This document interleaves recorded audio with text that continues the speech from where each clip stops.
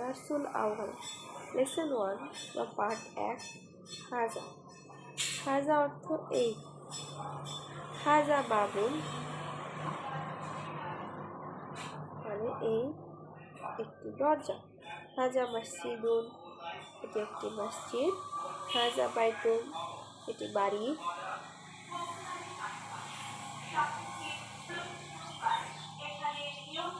হাজা ইফতাহুন হাজা কলামুন কলাম। হাজা কিতাব বই। হাজা কুরসিউন এটি একটি চেয়ার।